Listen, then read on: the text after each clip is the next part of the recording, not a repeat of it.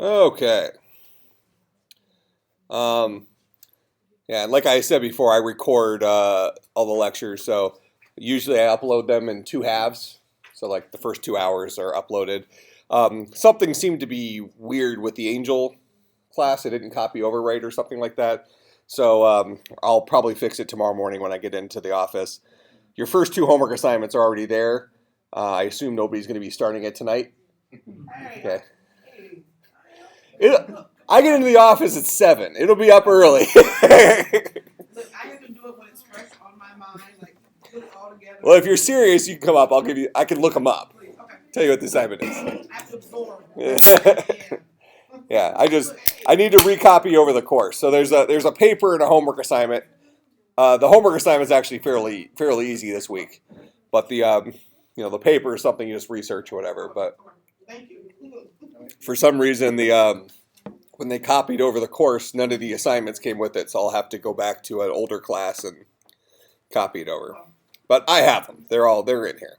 But Angel's not turned on yet, right? I just have it disabled. Yeah. Yeah. You when you log in, you won't see the class right now. I want to make sure it's right before you see it. Okay. I should have checked it before I did, but I didn't. So yeah, it's just one button. As soon as I have the right things copied over, I just hit enable, and you'll see it. It'll automatically show up. All right. Shouldn't really impact you the first week. It's the first paper. I'll look it up here before we're done, so I'll tell you about it. I'll tell you both assignments, but they won't be in Angel for you to submit until, let's call it 9 or 10 a.m. tomorrow. Okay, so let's talk about the history of these programming languages. Kind of how we got to where we are today and why we chose Java and all sorts of crap like this. Now, I'm mostly going to stick with the history of our modern languages. Okay, so our modern programming languages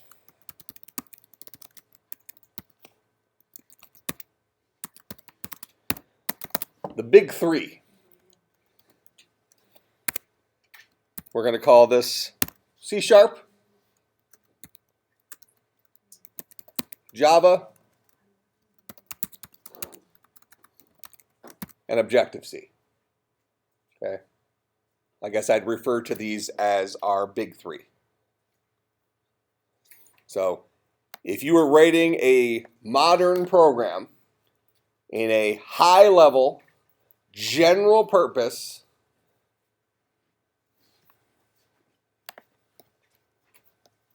high level, general purpose, compiled, object-oriented, strongly typed programming language, you would use one of these three. Okay? Punchline. This is Windows.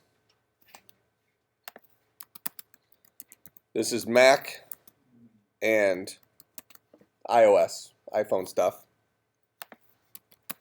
This is everything plus Android. Okay?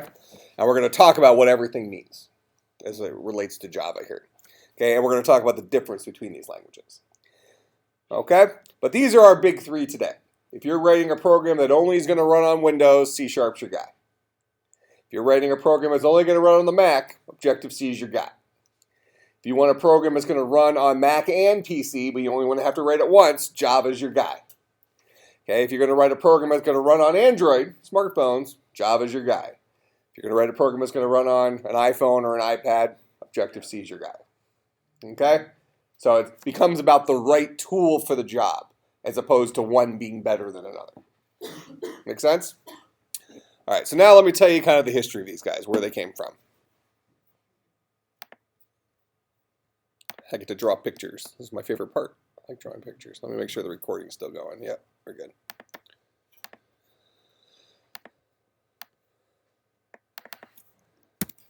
All right, so we have a programming language called C.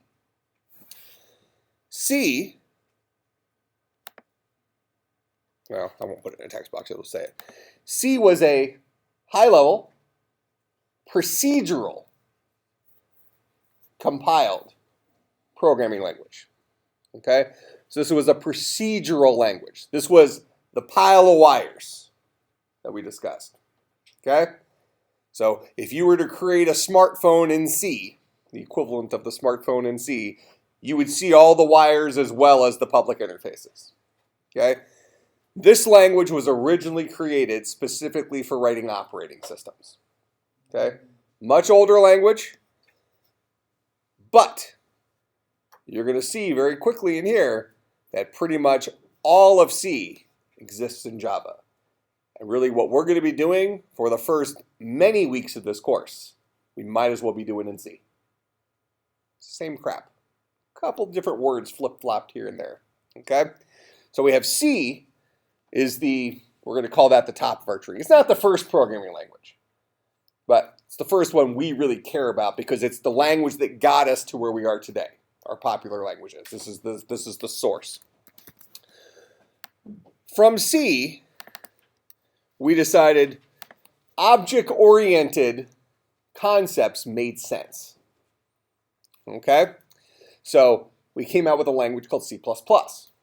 C++ is C with object-oriented stuff added to it. Now in that transition, before we got to C++, there was kind of a hybrid of C.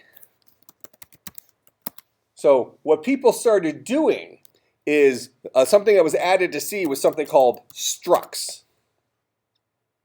Okay, or struct is a structure. Okay, and function pointers. And some of these things will make more sense later on in the semester, but essentially through these two things, C programmers were able to mimic many of the features of object-oriented languages. It was a hack. It was duct tape, but they were able to mimic it. So the fact that C programmers started doing stuff like this is what was the catalyst for creating a language like C++. Okay? So objects were emulated using structs, and function pointers were emulated for methods that go inside of objects. Okay, and that'll make sense once we go on. This is more just less important that you know that you remember this, more important just you see the path to how we got to C++. There were some growing pains here. Okay? So then we got to C++. C++ worked well for a long time. Okay? But C++ had its problems.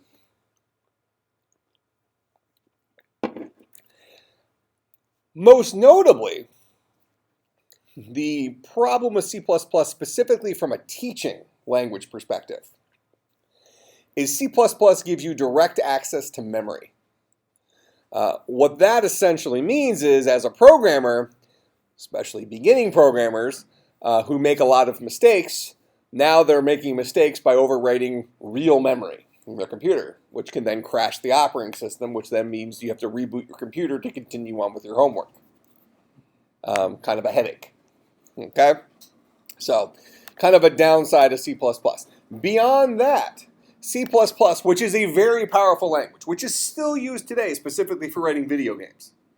And it's extremely powerful. More powerful, I think you can argue, than any of the big three.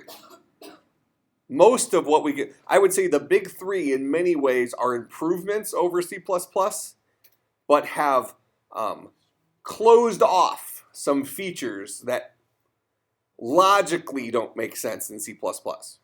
C++ lets you accomplish some things that, if used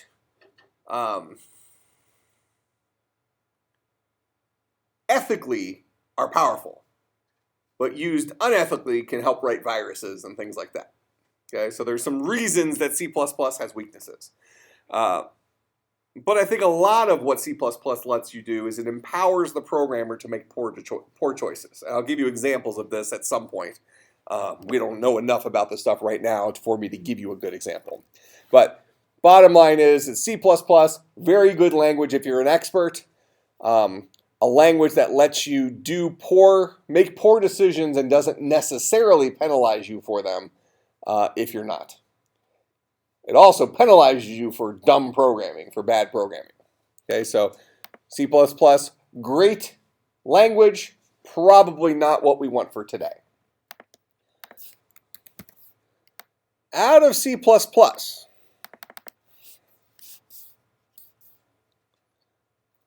we got, actually, before I throw C++ here, I'm going to move C++ over.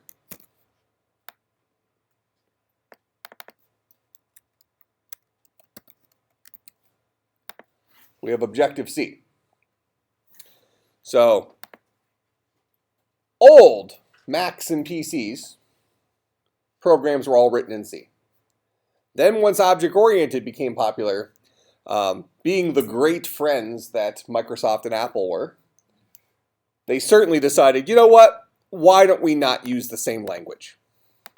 So Apple branched off of C. Their object-oriented version of C that they adopted was a language called Objective-C.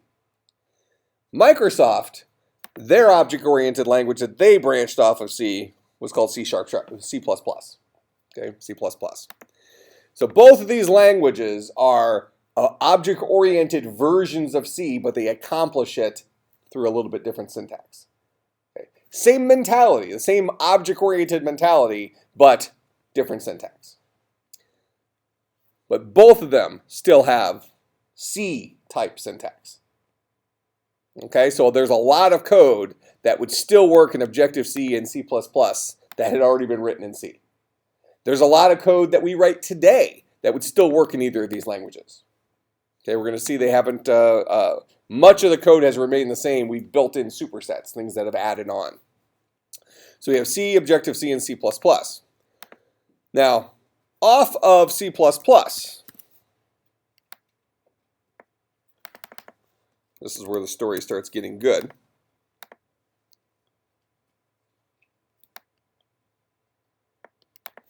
Came up with a language called Java. Who made Java?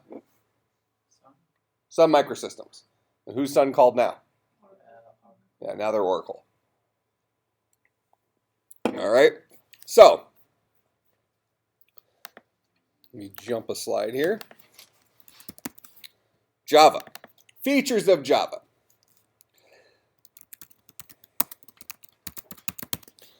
Java is, among everything else, its biggest selling point is something that said platform independent.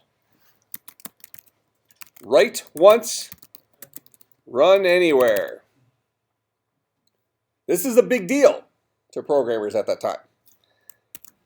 Reason being, if we go back to this previous slide, if you had written a C++ program on a Windows machine and you compiled it, worked on the Windows machine, if you wanted that program to then work on a Mac, you might have to rewrite large portions of that program so that it would function within the Macintosh operating system. Okay?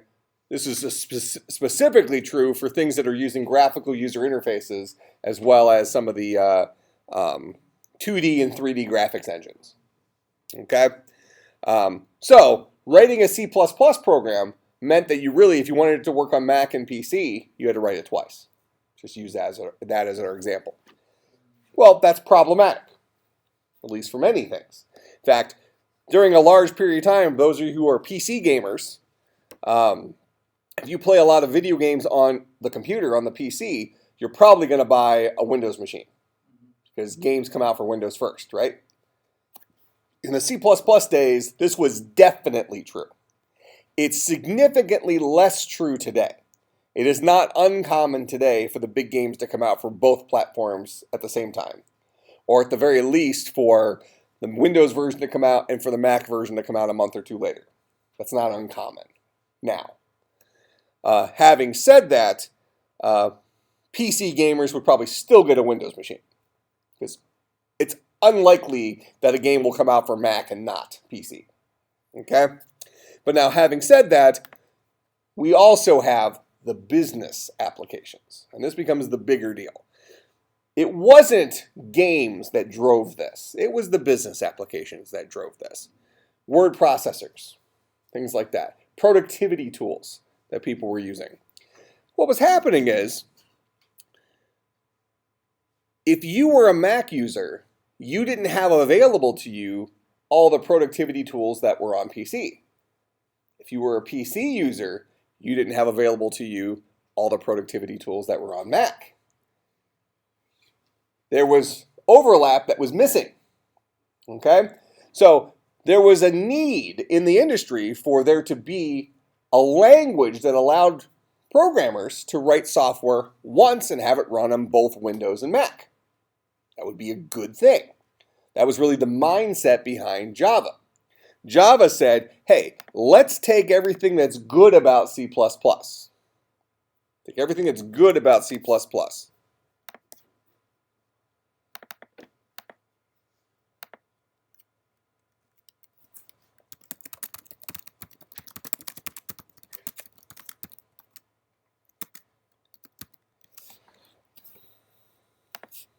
But make it platform independent.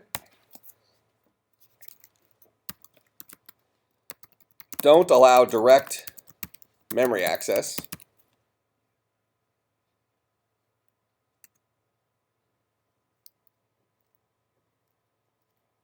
I'm just going to put some ellipses there for right now. There's some more, but I don't want to reveal it yet.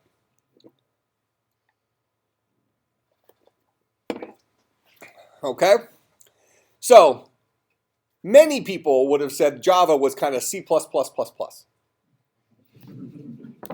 All right?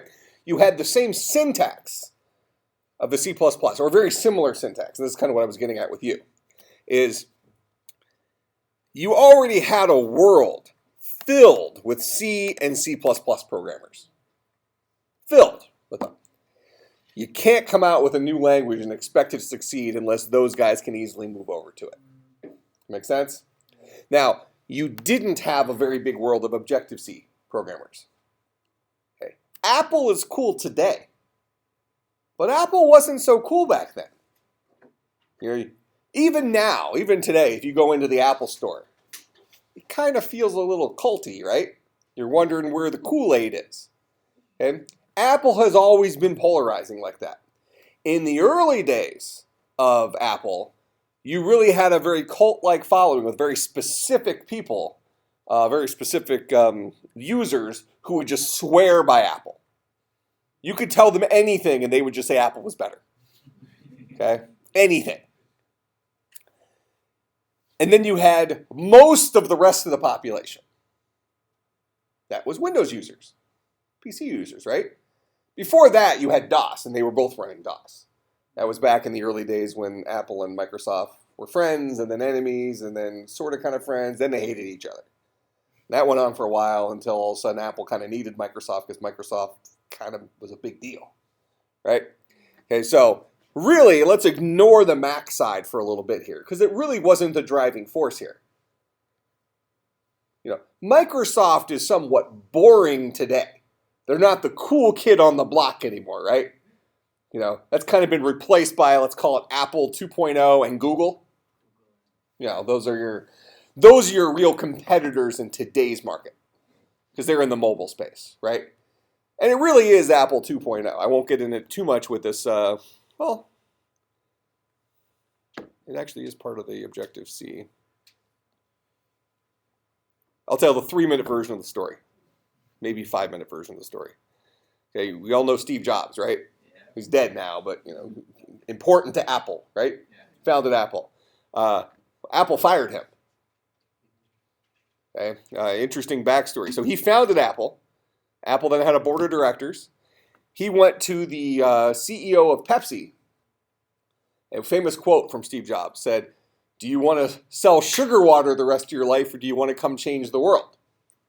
So, guy leaves Pepsi, comes back, takes the board seat, becomes the chairman of the board at Apple, so that Steve can focus on the Macintosh line of computers.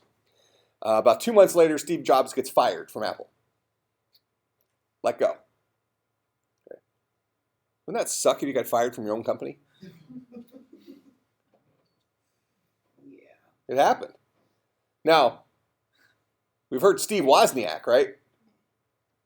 He was one of the other founders of Apple. Well, he quit Apple before Steve was fired from Apple. Because Wozniak didn't like the way Steve was running things. Steve Jobs was kind of a lunatic. Now, I've met the guy. I think you need to be somewhat off your rocker to change the world the way some of these guys did. You know, I don't. Normal people are a little bit more balanced. You know, you almost have to be that kind of crazy in order to do some of the things that these guys did. Well, Steve Jobs gets fired from Apple, and during that time, the dark ages of Steve Jobs is when modern Apple was really born. Okay? Apple almost failed as a company without Steve Jobs. They were ready to declare bankruptcy. Now, in those couple of years when Steve Jobs was not with Apple, he had a buddy. Any of you Star Wars fans? Okay, who's the director of Star Wars? George Lucas. George Lucas, right? George Lucas was going through a particularly nasty divorce. Needed some money. Steve Jobs had some money. He was marginally successful in the early years of Apple. You know, they grew pretty quick. And he was a pretty dynamic personality. So, went up to one of his buddies, and he was going through a divorce, George Lucas, and needed some money.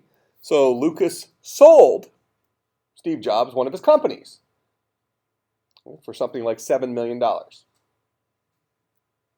Okay, little company, probably haven't heard of it. It's a little company called Pixar. Toy Story. Bunch of other really, really, really famous high-grossing movies. Okay, Steve Jobs owned Pixar. Years later, turned around, sold Pixar to Disney for something like $8 billion. Pretty good return on investment. And remained head of the board. So he sold the company for money, but still had control of the company. Okay? That's not really even part of the story, just kind of what happened during the dark times of Steve Jobs. Went and bought Pixar, made a bunch of money off that. He also started a brand new computer company that was kind of born out of this fight, this compatibility fight between Apple and Microsoft. The company was called Next Computers. Okay, Next Computers. And they made a series of Unix-based computers, Unix-based operating systems that were sold as having the best of both worlds. Best of Mac and the best of PC from a compatibility perspective. Okay? Realistically, they never really took off among consumers. But they did fairly well in academia, universities, things like that. Okay? But the important thing is that Next Computers made a lot of interesting innovations during that period of time. And even though they really couldn't compete with the powerhouse that was Microsoft, I mean, Microsoft went from nothing to a lot very quickly. Okay? I don't care how popular Apple is today and how unpopular Microsoft is today. Microsoft is never losing its dominance in the desktop operating system market. What will happen is desktop computing will go away before somebody else supplants Microsoft as the number one install base for operating systems. I think they lost a little ground last year. I think Microsoft maybe only has 97% of the install base for desktop operating systems. Big lead. Okay? There's a reason why Steve Jobs is for years he was number one on the Forbes 500 list, but I think he's won again now, but he bounced 2 and 3 for a couple of years. He was down market. But the guy's worth $60 billion.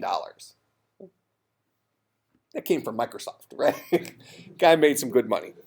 Okay, but in any case, while Steve Jobs is away from Microsoft, he starts this new company. Now, my guess is most of you had never heard of Next Computers. You took my class before. Did you heard of it before that? Okay. Okay. But many of you probably had not heard of it. Oh, are you? You're an Apple cultist? Well, actually, I would say most Apple people don't necessarily know about Next. See, you're one of the smart ones. So anyways, so he found the Next computers. They were marginally successful, but had a bunch of really cool ideas. This is really the time period where Steve Jobs went from crazy lunatic to visionary crazy lunatic. Okay? What ended up happening is Apple almost failed as a company. They couldn't make payroll. They brought Steve Jobs back in as the interim CEO. And there was a pun added to that later on. They referred to him as the I CEO. Remember that? Okay. So he came in as the interim CEO, came back to Apple. But Apple did not hire Steve Jobs. Apple bought Next Computers. Next Computers came with Steve Jobs. Right? It was a product feature. They installed him as interim CEO. And then all of a sudden, Apple starts making, well, first Steve paid payroll out of his own pocket for several months. All of a sudden, Apple announces a couple of pretty big deal products. Also, you probably haven't heard of these. The iPod, the iBook, the iMac, the iPhone. They pretty much put I in front of anything and it turned to gold, right? So Apple redefined music. You could say the iMac was a redefinition of desktop computing. It was really a move in a different direction. Their focus, and you look at Apple, Apple's always about design. Their stuff looks real pretty. It's real sleek. It's built well, whatever. But it's not cheap, right? Okay, but it's actually interesting. I can make an interesting argument. So, for instance, this is a 15-inch MacBook, 15.4-inch MacBook Pro, Retina screen, expensive laptop, right? Well, the guts that are in this laptop, you could probably buy an HP with the same processor, same amount of RAM and stuff like that for $1,700. That may be an expensive HP laptop, but a lot less than this was like a $3,000 laptop. Okay, so less money. Let's call it half the price. Okay. Well, does that mean a Mac is better? If you ever talk to an Apple person, they just blanketly say Apple's better. Slap them. Okay. It's the same crap inside of it. Okay. Now, what I tell technologists, so I'm speaking to a room of technologists here, is I suggest technologists always get Macs. It's not because they're better. It's because it's two machines for the price of 1.7. You have one machine that can run Windows, it can run Mac, it can run Linux, but your PC can run Linux as well. So really you have a Mac and a PC. This thing can dual boot Windows and the Mac OS in one machine. Your PC can't. There's some projects out there like Hackintosh that sort of kind of let you sort of run the Mac OS on a PC. Never runs right. Okay? So for a technologist, you have one tool that allows you to work on both platforms for 1.7 times the price. So really, if you think about it from that perspective, you're getting a discount on two machines. Okay? Now, let's say we're dealing with Grandpa, who's just going to be checking his email, doing a little web browsing.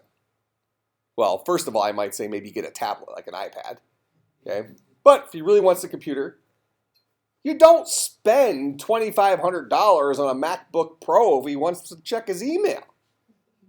You go to Best Buy, you get the $300 budget pleaser HP, or maybe a Chromebook, the $200 Chromebook, and he's going to be thrilled. Okay? So if you're just comparing machines like that, a Mac is like a Cadillac. The HP is like a Chevy. They're going to both get you to work. Do you really need a Cadillac? Oh, fine, it's sleek and it has these design curves and it's only 0.11 millimeters thin. Cool. I got to send my kids to college.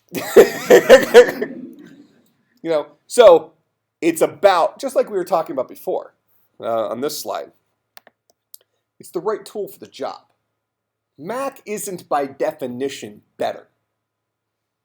It is the right tool for some jobs, and I think I can make a reasonable argument that it's the right tool for most technologists, unless you spend 100% or close to 100% of your time on the PC side. If you never are working with the Macintosh platform, don't buy a Mac. You're just spending extra money. Get a nice PC and get a tablet. Maybe buy an iPad if you want to support the Apple ecosystem. Well, that's going to give you more bang for your buck than this laptop that, the dumbest thing to do would be buy a Mac and always boot into Windows. Like, come on, man. That's what you do? It's right now. All right. Are you ever booted into the Mac side? Yeah, absolutely. All right, so you do both. All right. Because if you spend the money to buy a Mac and you're on the Windows side 100% of the time, you just wasted your money. Because I would actually argue that while Macs run Windows very, very well, you're never going to have the full driver support that you get with a native Windows machine. Because the Macs, you have to use their Boot Camp utility to make that has the drivers to work with Apple's hardware. Because even at the hardware level, Apple and PCs don't agree, even today. So if you go out and get a Mac Pro, which is Apple's expandable machine, their tower that you can put new graphics cards in and stuff like that, you can't just walk into Best Buy and buy a new graphics card, take it home and slap it into your Mac Pro and hope it works. It won't work. Okay. Even if, well, first of all, Apple rates all their own drivers. So the only graphics cards that work in a Mac are graphics cards that Apple has decided we will allow to run on our Macs, and we wrote drivers for them. But it's even worse than that. Let's say that you have a graphics card chipset that Apple does support, but you go out and you buy the PC version of that card rather than the Apple version of that card. Apple has them put a specific chip on the card to make it proprietary.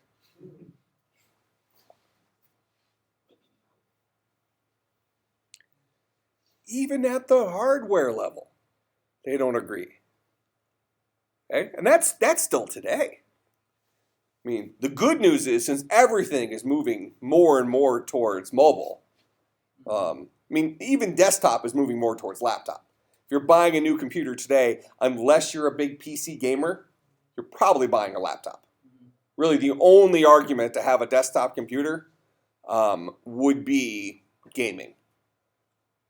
The other argument might be, and it probably wouldn't be a tower, it would be more of like the all-in-ones, like an iMac type machine, or HP has an equivalent type all-in-one, where you get the bigger monitor if you're going to do most of your work from a single location. You don't really need to travel.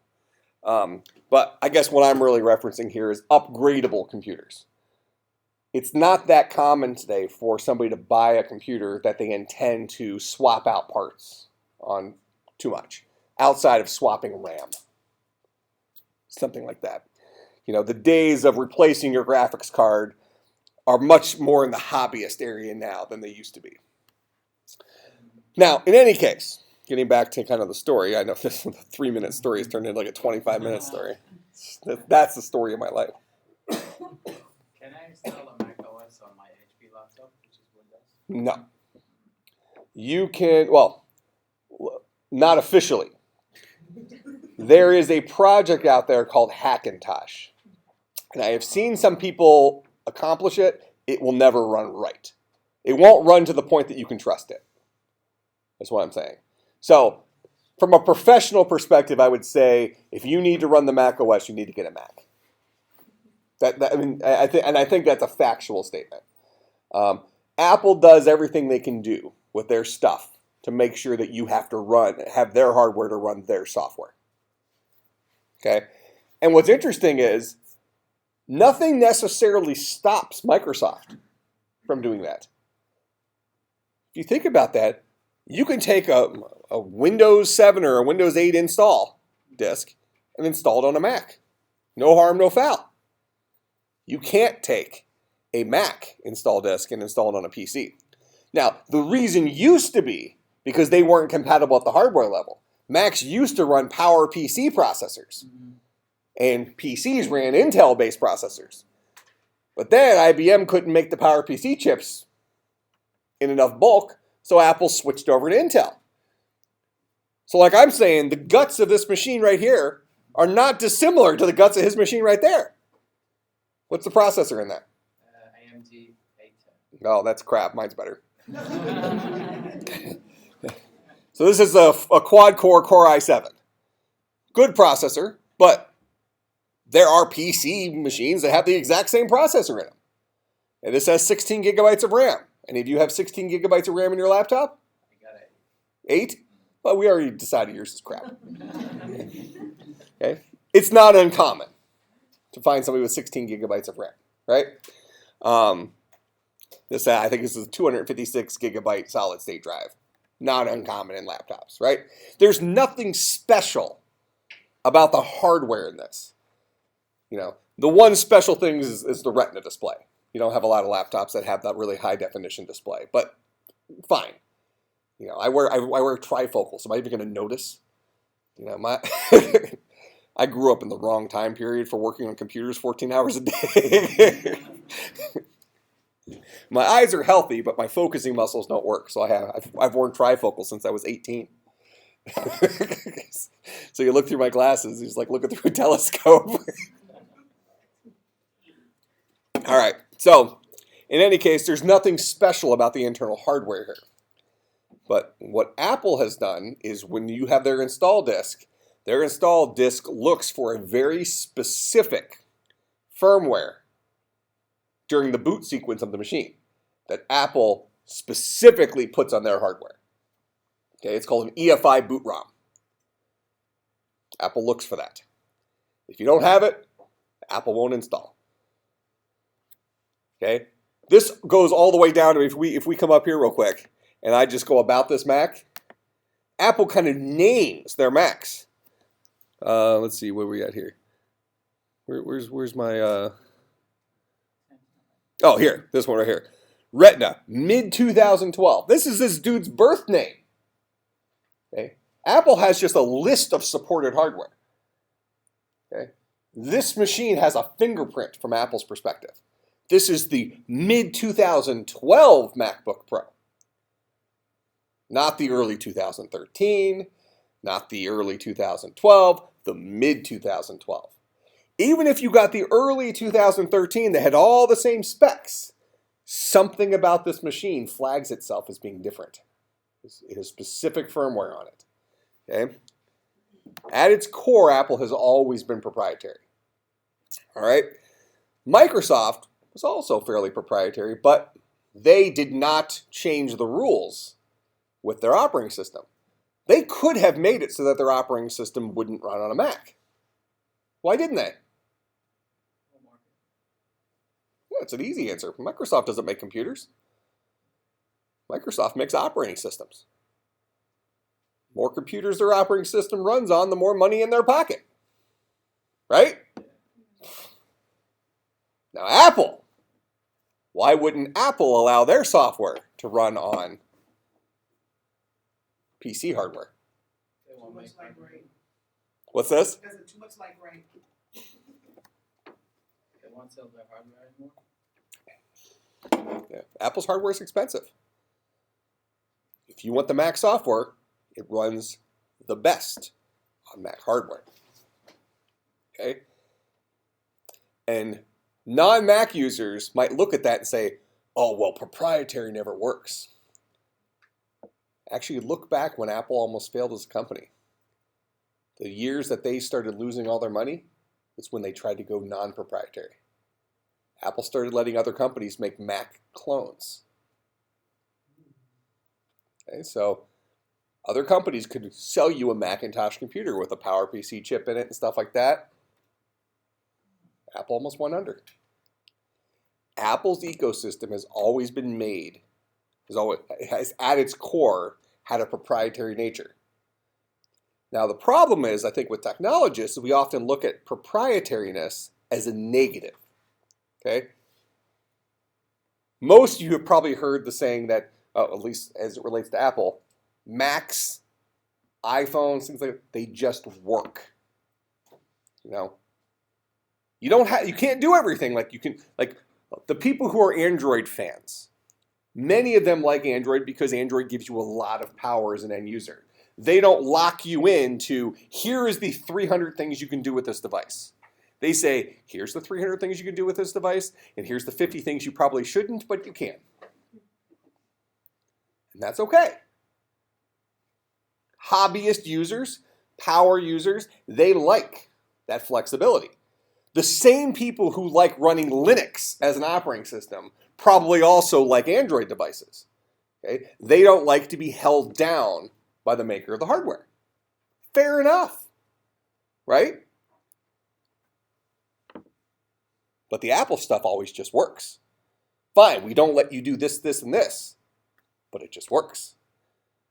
Get nice little smiley faces, everything just updates, you rarely have problems, customer satisfaction's through the roof. Apple's almost always a top customer satisfaction company. Almost always. They're almost always a top-rated laptops. They will probably always be the top-rated tablets. They're always the top-rated phones. And not just from the consumers, but also the people rating it. They make good crap. They make expensive crap, but it's good crap. But part of what makes it good is them only letting you do what they have intended for you to do with it. This software works with our hardware because we've tuned it to work with our hardware. Won't work well otherwise. That makes sense? So their proprietary nature is also what kind of makes them work. It's actually, I've had an interesting situation. One time I had an iMac and I needed to replace a hard drive in it. It was an older iMac. I think it had come with a 320 gigabyte hard drive. I mean, for what I used, it's my living room iMac. You know, I always want to have a computer within 5 feet of wherever I'm standing. So it was one of my older machines. So I put it next to the TV in the living room. So if I ever had to go up and check my email real quick or look up a recipe or something like that right by the kitchen, I could just walk up to that machine. I didn't need a faster machine for that, but the hard drive was flaking out. So I took it in. I'm like, okay, well, I mean, I could replace this myself, but if you ever have thought about replacing a hard drive in a Mac, or in an iMac specifically, there are like suction cups and stuff like that involved to pull the screen off it. To make them that thin and integrated comes with a cost. So I was going to let Apple just do it for me. I took it in the Apple Store. Now at this point in time, 2 terabyte hard drives were common, right? There's nothing special about the hard drive that was in that iMac. It's a 3.5 inch serial ATA drive. No harm, no foul. I went in there. The best they can replace it with was a 500 gigabyte drive. They had serial ATA 1 and 2 terabyte drives, but what they would replace that model hard drive with for their specifications, they had only tested it for this 500 gigabyte hard drive as the maximum upgrade. This was like a year ago. The 1 tera wouldn't work on that? They would have. But because Apple hadn't rubber stamped it and run it through its paces with the 1 terabyte drive, they wouldn't service it. They sell it to you and you can do it?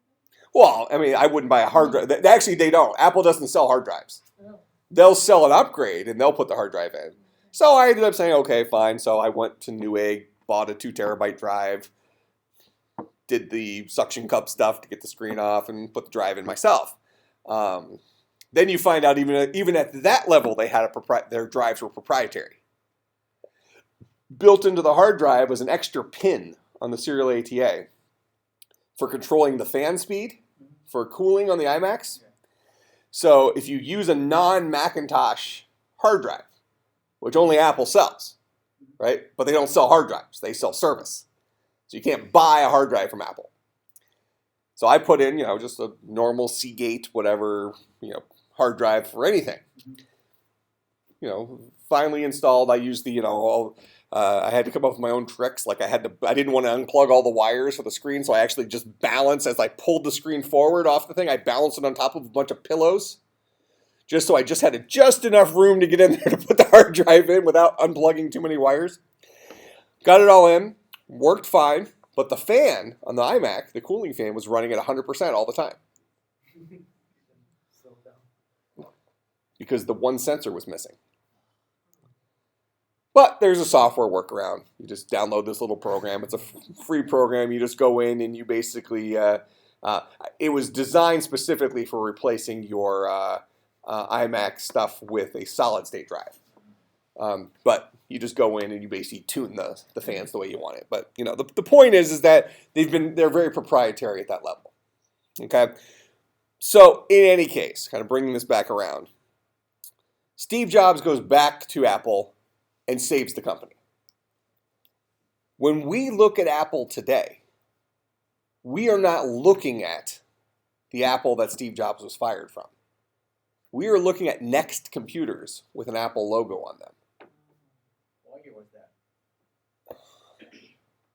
2000. No, before that. Yeah, maybe about right around 2000, maybe. Something like that. 98? Somewhere in that ballpark. 96 is when he came back? Okay, so they bought Next in 96. Probably the iPod was introduced in 97. iMac was next. iBook was next. iPhone came out some years later, but he had several successes that saved the company, right? Go ahead. In Objective-C, there's something called, they start the ones with NS, right? Yep. Does that have anything to do with Yep, I was about to say it. Yep, so she's ahead of me. If you look at Objective-C code, so for instance, if I just pop open NS Xcode, a string in, let's see, those are all Java stuff. Here, I'll just go to the documentation thing real quick and you'll see.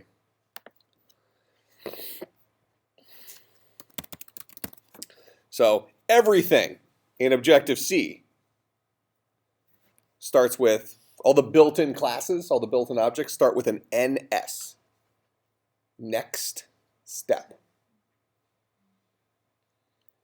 Even today, if you want to create a string on an iPhone app, it's an NS string. Next step string. So what we're looking at today is Next computers with an Apple logo on it. Okay? When OS X came out, and this is what I was getting at before when I said that the Apple fanboys were off their keister. To say that Apple was better than the Mac OS was better than Windows prior to OS X was a joke. Okay? Apple, their OS 7, OS 8, OS 9 operating systems were garbage. They would lock up all the time. They had something called preemptive multitasking. So you can run more than one thing at once, but what would happen is when you put something in the background, it basically all but died. So if you had something downloading, and it was downloading at 5K a second, and you put it in the background, it just went to 1 bit per second. Okay? It was not a better operating system than Windows. The Apple fanboys were out of their mind. Okay? They were blindly following something. And even in a technology world, I have a problem with that. I think that I believe in people being educated. One of my hobbies is educating people so they don't get taken advantage of at Best Buy. You want the right tool for the job, not what the person at Best Buy wants to sell you. Right? And if you don't know this stuff, you can be easily taken advantage of. I'm not getting taken advantage of at Best Buy, but let's spin it around. I don't know what I'm talking about when it comes to buying a car. He could just feed me some lines and I might believe it, right?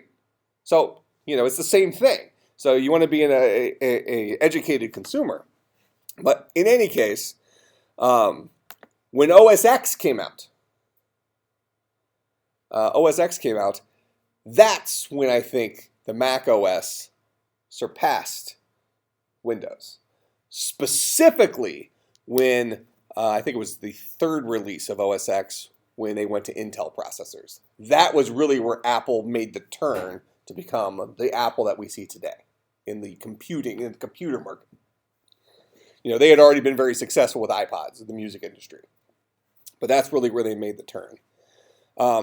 OS X is a better operating system than Windows 7 or Windows 8. That isn't to say that Windows 7 and Windows 8 are crap, but Windows 7 and Windows 8 are just, from a technology perspective, not as good as OS X. And that's actually not giving too much props to Apple, and it's actually not taking anything away from Microsoft. Microsoft built Windows 7, Windows 8 are built on top of the NT kernel, which they wrote. They wrote the NT, the new technology kernel. So the Windows you're running today is built on top of Microsoft's own technology. Well, Apple's technology sucked for their old OSs. They had to turn around and steal a Unix operating system. Okay? They went and took OpenBSD, put a nice, flowery, pretty front end on it to make it look nice. They called Aqua, released it as the Mac OS X. They didn't do anything illegal. Took an open source operating system, but why reinvent the wheel? Apple makes things better, right? So, the other pro Microsoft argument there is, anybody who says that Windows 7 or Windows 8 is terrible, well, first of all, 97% of the people probably verbally will agree with you, but their computing habits don't. They run it, right? Okay. Beyond that, think about the problem they're solving. Apple is solving a much easier problem than Microsoft. Apple is trying to make their operating system, OS X, run on a handful of computers that only they make. They control both sides of the equation. Microsoft is writing this operating system, which is a huge project. You think video games are big.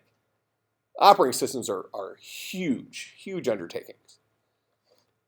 Microsoft writes an operating system that runs on literally thousands of different computers. You can make the same argument at the smartphone level. iOS, why does it seem so polished? Well, it's a piece of software written by Apple that only runs on iPhones. No wonder it just works. They control both sides of the equation. Android was a much, much weaker competitor early on.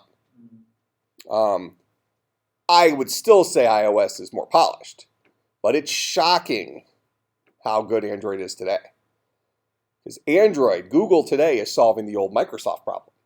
They're writing the operating system Android for 1,000 different smartphones that they don't make. They don't get to control the hardware on that side. So you got to give props where props are due.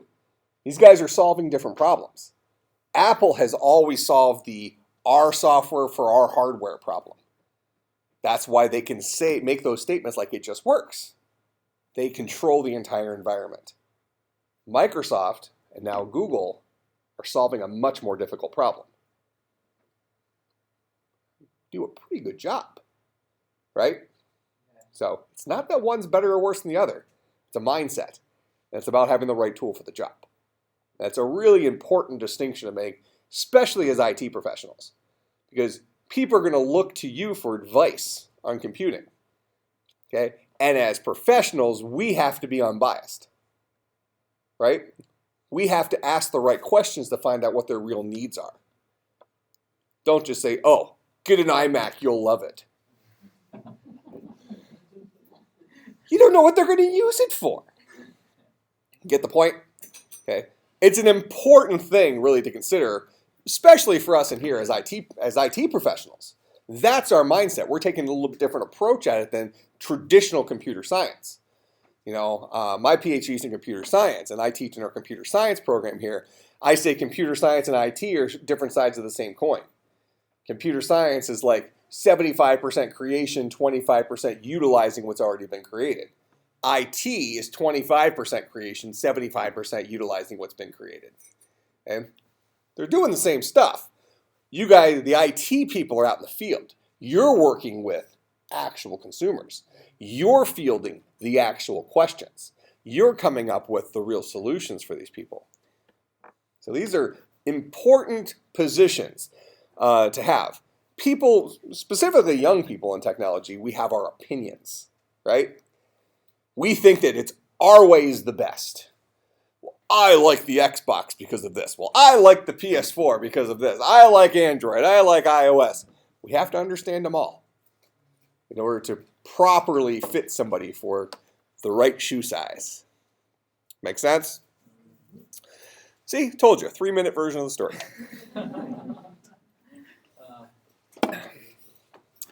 All right, so let's get through this. So anyways, we have our big three. We're on the slide about Java. So Java takes everything that's good about C++, but makes it platform independent, and they don't allow direct memory access. They try to make it a little bit better. Okay? And really where I got on that sidetrack was this connection right here where Apple went this direction, Microsoft went this direction. Okay? Java fell off this branch, the branch under C++. Let's look at how Java accomplishes this idea of platform independence, because this is really Java's claim to fame, is their platform independence.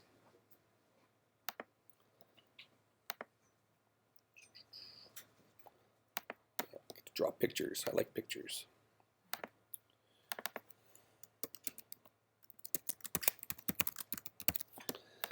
All right. So we write our Java program. And remember, the goal here is to write once, run anywhere. We write our Java program.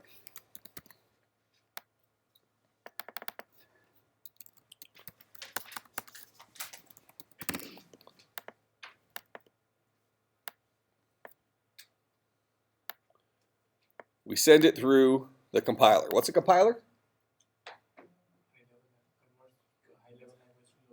Yep, converts high-level language to low-level language. That's what a compiler does.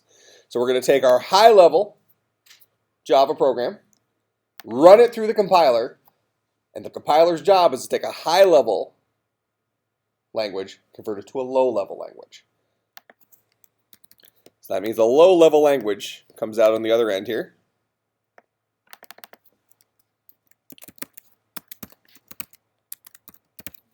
Something called Java bytecode. Okay? This is a low-level language. So this guy has a one-to-many relationship on a CPU. This guy has a one-to-one relationship on a CPU. I used air quotes. We'll see why. The way that Java is platform independent is this bytecode actually runs inside something called a JVM, the Java Virtual Machine. Java Virtual Machine is a computer written in software. It's a virtual machine, a virtual computer, a virtual CPU. Every line of code in Java bytecode translates into one magic trick that the Java Virtual Machine's software-based CPU knows how to do. Okay? The Java Virtual Machine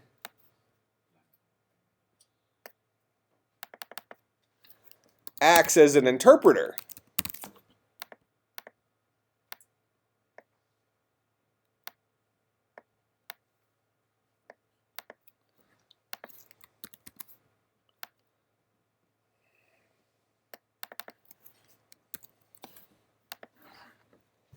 Acts as an interpreter and takes the one-to-one magic trick here and says, okay, this magic trick is equivalent to this magic trick on the actual physical CPU of this computer. Okay? Now, the way Java accomplishes this, remember earlier we said that if you were writing a program in C++ and you wanted to run on Windows and you wanted it to run on Mac, you would write it once, compile it for Windows, take it over to the Mac, probably rewrite large portions of it, compile it, now it works on the Mac. So you are having to do what's called port your software. You had to port your program you wrote for Windows over to the Mac. If we call this, let's just say this is the Mac CPU. Okay? Take this exact same model here. We call this the PC CPU. Rather than you changing your source code, what they've done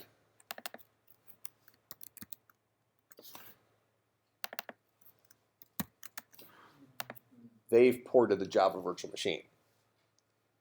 So Java will run on any platform that supports the Java virtual machine. So it'll run on a Mac, it'll run on a PC, it'll run on Unix, several other mobile platforms as well. Okay? And the reality is once you have this bytecode, you could take this bytecode without recompiling. You don't have to recompile it on the other machine.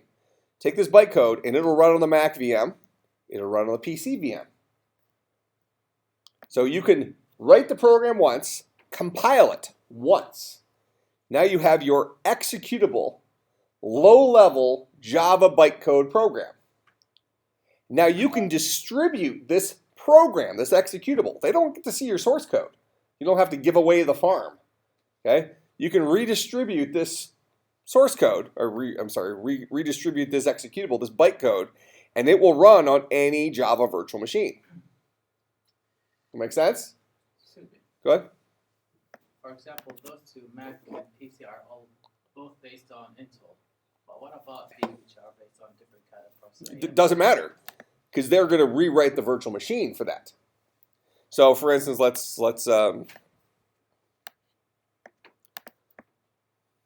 give ourselves one more of these. I don't know if I still had it copied.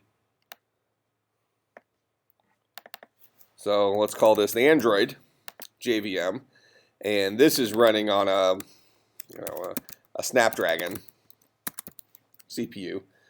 Realistically, we can just say it's an ARM CPU, ARM-based processor. This is a reduced instruction set Risc processor. Okay, so architecturally, Mac and PC CPUs are both made by Intel. Okay, our CPUs in your Android phones, and actually also the CPUs in the iPhones. Apple makes their own. They claim they make their own silicon, right? Okay. Yeah. Apple has a lot of money, right? When they need to make a new chip, they just buy a company that makes chips. Right? You know, Apple could make their own hardware. They would just go and offer the people that work at these other places who know what they're doing more money, and they would come over and work for Apple. Path of least resistance is just buy the company, slap an Apple logo on it, and say we make our own processors. I mean, it's all the same thing, right? You know, whether you make your own processors or you buy the place that makes the processors, you're still making your own processors. But in any case, the chips that are inside of the smartphones, the iPhones, the i5s, i6s, and the A5, A6 chips, they're Risc processors. They have a lot in common with the ARM processors that are in the Android devices. So they have a different architectural goal than the desktop processors. And that really comes down to battery life.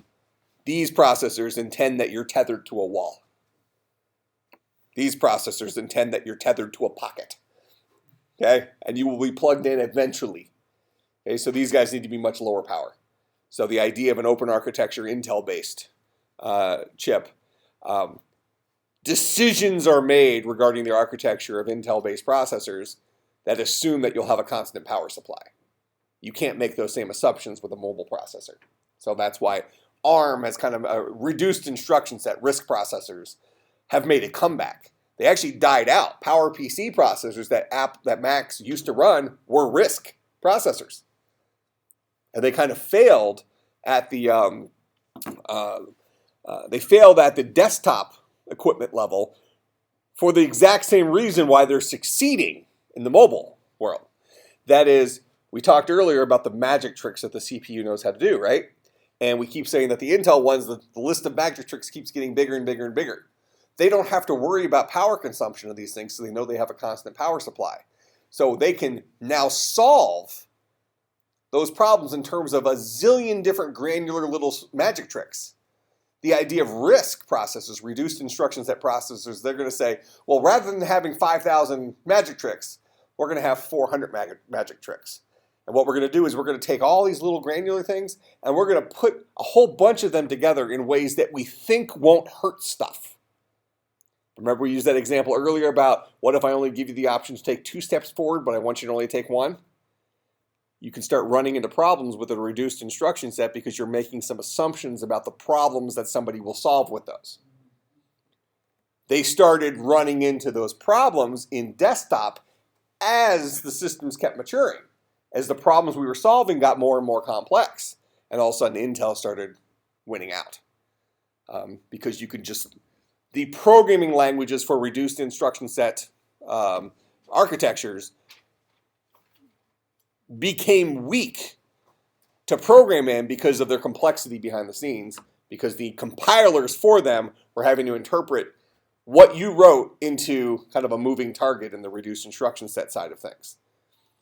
You might solve a problem in terms of this magic trick, and this magic trick, or you might solve it in terms of this magic trick and this magic trick. But maybe neither of those are efficient solutions. You'd be better off solving that problem from an Intel perspective, doing this little magic trick followed by this little magic trick, followed by this little magic trick, followed by this little magic trick, followed by this little magic trick.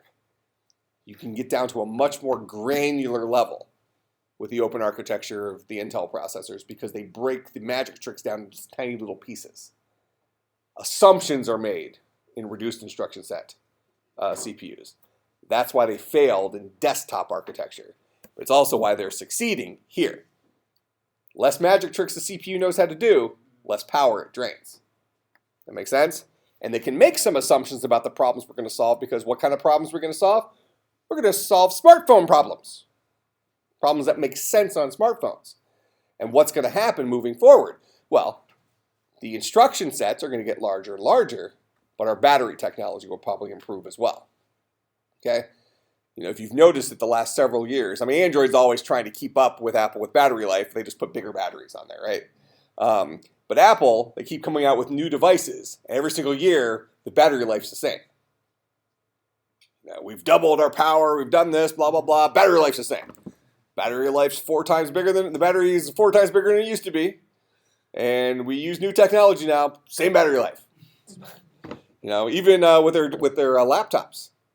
You used to have a removable battery in Apple laptops. Now it's all built in. You probably have a removable battery in your laptop. It's a waste of space. Apple proved it. We take out a couple of those hinges, we can give you an extra 2 hours. Those moving parts just take up space.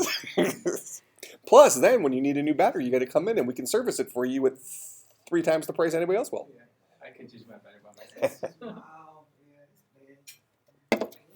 So there was an interesting article I think earlier I saw on Facebook that right now Apple has enough cash on hand to pay every person in the United States like $500 and some odd. 550. Yeah. Wow. Yeah, good for them. Okay. So in any case, this is the Java model. Rather than making the programmer rewrite their source code, Sun Microsystems just wrote the virtual machine for several different platforms. Now, there's an important caveat with that, though. A program that is running on a Mac may run at a different level of performance than it would run on the PC. Potentially, not necessarily faster or slower. Because it's at the mercy of how certain things were implemented in the virtual machine for that particular platform. You might have an example of maybe on a Mac, certain network libraries are very efficient. So maybe network applications might actually run more efficiently on a Mac than on a PC in Java. I don't think we're talking about night and day. Slight little efficiency things. Similarly, there might be examples of things that the virtual machine on Windows does better. Okay? So that your same program that will run on a Mac might actually run a little quicker on Windows. Because these guys, while they solve the exact same problem, aren't necessarily created equally. These three programs here that I've shown, each one of them takes Java bytecode as input and spits out native code for that CPU. That's the job they solve. That's the problem they solve, rather. Okay? But they don't necessarily do it equivalently in terms of the steps they take. Make sense? All right, so important thing with Java from that perspective. Now,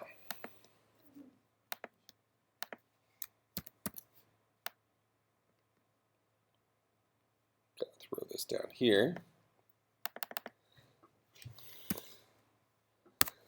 Microsoft has a long history of stealing stuff, slapping their own name on it, getting sued, and settling outside of court. Who cares? Our legal system allows them to do it. Why not? If you're Microsoft, are you better off asking for permission and taking 6 months? Or are you better off just taking it and paying and writing a check? It might not be ethical, but we allow it. Our law system allows it. They might think differently if we penalize them by destroying their company or something, but no. I mean, if you're Bob the developer and you write some really cool technology, and you turn around and Microsoft steals your technology from you and goes and releases a product, and then you sue Microsoft.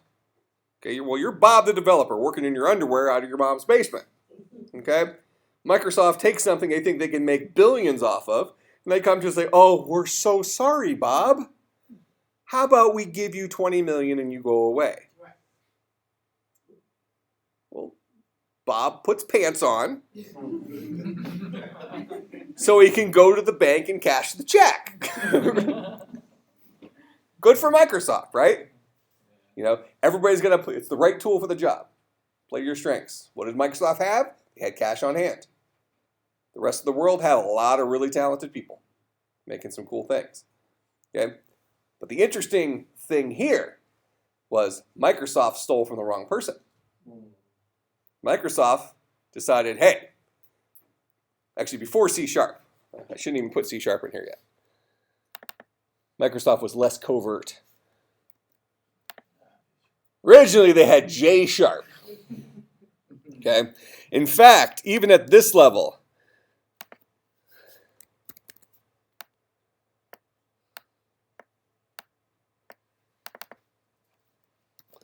Microsoft had their own version of the Java virtual machine that they wrote for their own operating system. This was not certified by Sun Microsystems. Okay? Microsoft wrote their own. They really had to support J#. Okay? So Microsoft comes out with J# and they said, hey, if you, actually before was it J# first or was it J++? I think it was J#. I might be wrong there, but whatever. Microsoft said, hey, you like Java? But you want to write it inside the Visual Studio framework for our nice IDE for writing software? Cool. Come over and use J#. You can write Java using our tools. By the way, we have our own Java virtual machine, so we're running our stuff. And it literally is exactly Java syntax. Not like Java syntax. It is Java. Okay? I mean, this was blatant. So, Sun Microsystems, makers of Java, they weren't like Bob the developer coding in his underwear in his mom's basement. They were, hey, we're a pretty big rich company too. We're going to sue you and we're not going to settle.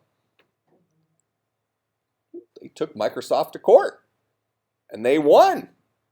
Microsoft had to get rid of J#. Okay? No. You can't have this. Okay? So Microsoft said, you know what? We're going to go back to the drawing board. We are going to create our own brand new language from the ground up. Totally new technology. Okay. Oh, okay.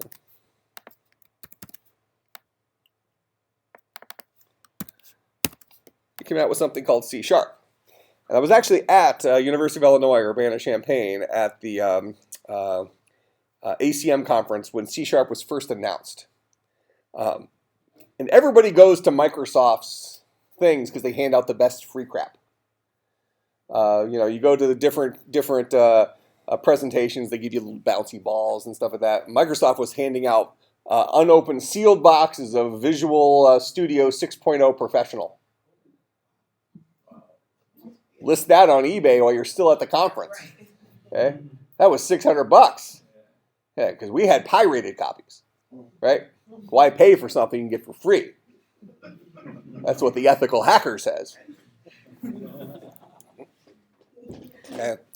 But anyways, you go to the Microsoft thing, and I'm sitting there, and at this point I had been writing Java for years. I started coding in Java when it first came out, so I was very familiar with Java at the time. And so the guy is up front, and he's just like, oh yeah, we've built this brand new language from the ground up. It's the coolest thing since sliced bread, blah, blah, blah.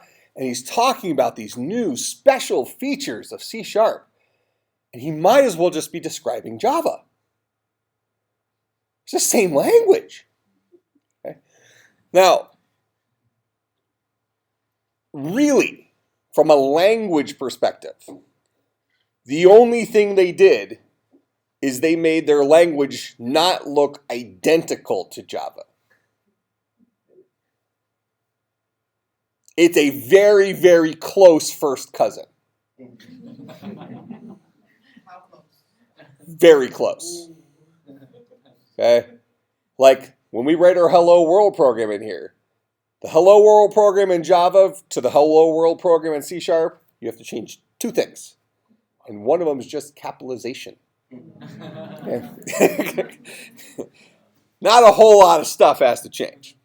Okay. Now, part of that, probably a big part of that, is because of who the parent was, C++. We're in that same boat. The people who are coming down and using these newer languages, they had to be familiar. They're not going to adopt a new language if the syntax isn't familiar. So we can blame Microsoft a little bit because they got caught with their pants down. When they tried to steal Java directly, they made big news and they were all over the TV with the lawsuit and stuff like that. So when C# came out with the syntax that it had, the news media was a little bit less willing to give them the benefit of the doubt because they were already caught stealing the language directly. Realistically, had these guys come out independently, there's nothing wrong with C#. They both need to be based off of C++ in terms of syntax because the people who are going to be adopting these languages are going to be adopting them because they already are proficient or can quickly move over to them. Okay? Now, let's talk about C# then for a few minutes. Because you told me that Java is interpreted. And we see that Java is only somewhat interpreted in the last part, right? And I'm going to actually finish arguing that point. But you said that C# is as well. That's actually not true. Let's look at this.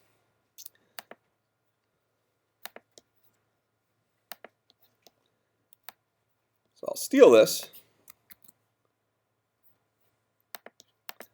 I'm not going to have to change much. So we have our C# source code. We run it through a compiler. And it produces missile code, Microsoft Intermediate Language. So its own version of Java bytecode, low-level language. Okay? But they didn't use the Java virtual machine. They used the .NET component architecture. Make sense?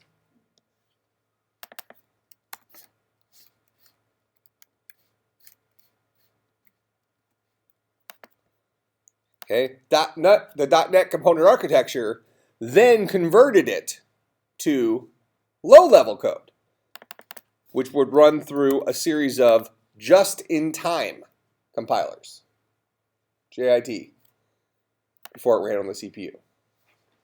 The very first time you ran this program, it would take a little bit longer for it to initially start because the .NET or the missile code was being converted to native code for that CPU before the very first runtime.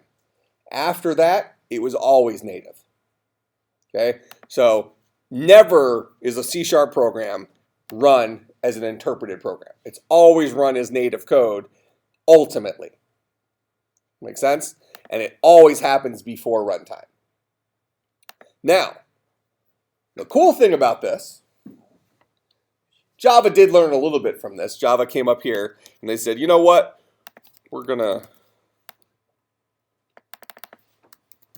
We'll throw some just-in-time compilers in here as well, where we can, to boost them a little bit. It was still an interpreted language, but with more native stuff. Certain things could be compiled, certain things couldn't. So Java did adapt based on some of the lessons they learned from Microsoft. Microsoft did something smart. Okay. Now, the really cool thing, and I love this, this is totally Microsoft style. Okay, Microsoft said C# is platform independent. Write once, run anywhere. So if you're just somebody who reads the headlines, you've been a big fanboy of Java, and Java says, well, platform independent, write once, run anywhere. Everybody thought that's the coolest thing since sliced bread. Microsoft comes out and says, oh, yeah, I know we tried to steal Java, but you know what? We got caught, so we made something better. We improved upon Java in a whole bunch of ways we don't want to explain. And we also made it platform independent.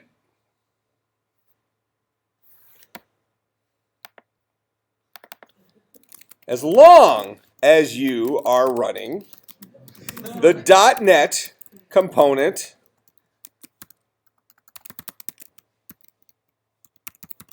architecture.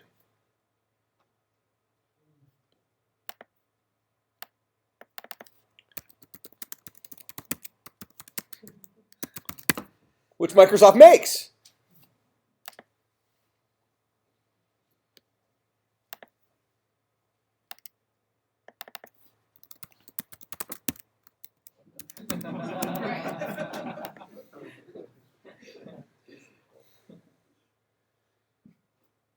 They only make it for Windows.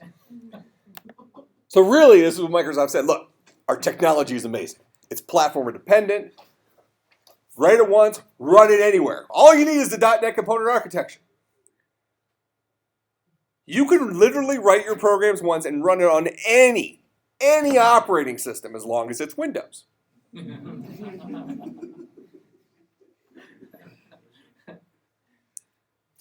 about Project Mono?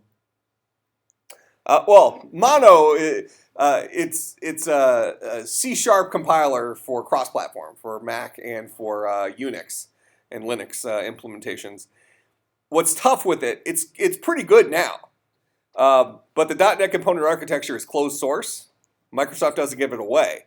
So what Project Mono has done is it's really tried to re-implement, kind of make guesses at how .NET component architecture works to allow for you to write C# syntax for other platforms. And it's pretty good today. It's not equivalent. And there's also going to be performance issues. It kind of goes back to this model where you might have two different virtual machines on different platforms. They run at different speeds. The difference here was, well, not in that example, but the difference here was that both of these virtual machines were created by Sun Microsystems. In the case of Mono, you have one of the virtual machines, the .NET component architecture being created by Microsoft, and the other one being created by the Mono project. Which is open source, but they didn't have the luxury of looking at the .NET source. So they were they were hacking it together, cobbling this project together, trying to create equivalent functions on the Macintosh and the Linux side to mimic the .NET component architecture, rather than Windows just releasing it. Well, why wouldn't Windows release it? Well, we want you using C#, but we want you using it on Windows. Okay, which is okay, because C# is the it's their flagship language now that runs within their Visual Studio development environment, which is a really good development environment, and it's Windows only. Nothing wrong with that. Why can't Microsoft just have a language that only runs on their crap? So it's fine. So the bigger issue here was the statement that it's platform independent. Call a spade. Hey, it's really cool syntax.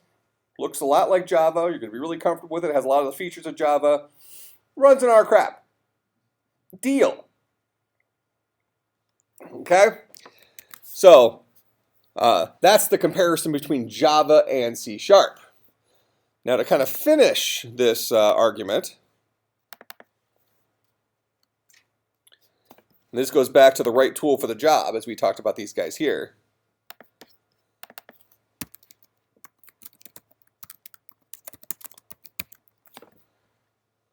Why didn't Java die? Actually, a very, very interesting question. So, Java at the time didn't really have that much going for it. Microsoft was by far more popular. Real developers didn't really look at the whole thing that it was platform independent only if it ran on Windows as a big problem. Because at the time, most of what you did was on Windows. It wasn't popular writing for the Mac. It wasn't popular writing for Linux. You wrote crap on Windows. Who cares? Make sense? Even the productivity things. The only reason the productivity applications were even a problem is because the Linux and the Macintosh people were whining. Are you going to listen to the 10,000 Windows people over here or the 4 crybabies over here? I mean, seriously. It's... whenever you're getting mistreated, you want to complain about it. But if you're in the minority, then you deal. So why didn't Java die? Java should have died way before Android came out. But actually, your answer of Android isn't far off.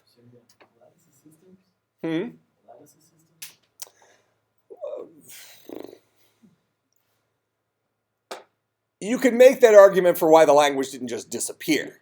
But really, people continue to develop in it. And really, I think it's 2 reasons. One of them, and this is kind of related to what you said, is Google. Okay? But this is way predating Android. Google was a Java shop. Why?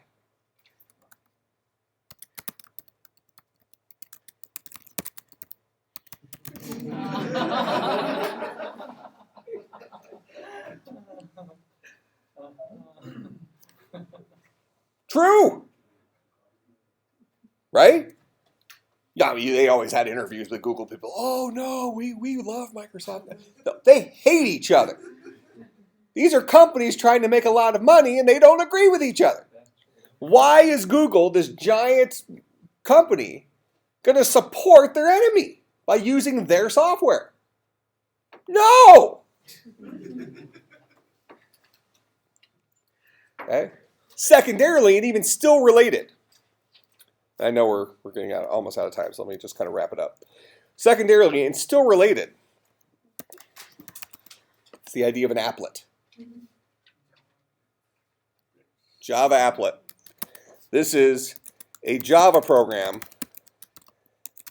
that that launches and runs within a web browser. Okay, still exists today. In fact, the biggest market for it today is if you're a stock trader. You go onto like E-Trade or any of these Ameritrade sites, and they have like this thing you subscribe to, like $99 a month for their professional real-time stock trading platform. It's a full-functioning real-time stock trading platform that launches out of your web browser, 100% written in Java, that they don't have to distribute as a software package. Applets were really Java's bread and butter. Microsoft tried to copy it and kept failing. Com, dead. ActiveX, dead. A couple other in the middle there. Okay. I mean, you still have ActiveX sites today, but they just piss you off, right? Nobody uses Internet Explorer if you're a technologist. But Internet Explorer, I think it's still number one, but it's not as far in front as it used to be. But Internet Explorer is still the most popular web browser because most people who buy a new computer, they double click on the E. Right. That's where the internet lives, Right. right? Okay. So, but for technologists, nobody uses Internet Explorer. Don't you hate it though when you go to one of those websites that has an ActiveX control on it and it says you must use Internet Explorer to view this? So ActiveX is Microsoft's version of an applet. They never got it right. Had all sorts of security holes in it and stuff like that. Java hit gold with this idea of an applet. Yahoo games, 100% based on applets until Flash came out. So these two things, I think, were the big catalysts that kept Java afloat. Now, when we get back to this slide, we can say it's the right tool for the job. If you're writing something that needs to launch on the web page, obviously Java is the right answer. If you're writing a business application that needs to run cross-platform, Java is the right tool.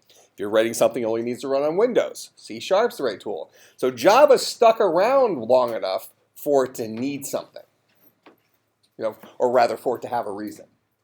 Kind of make sense? Okay, so let's call it quits there.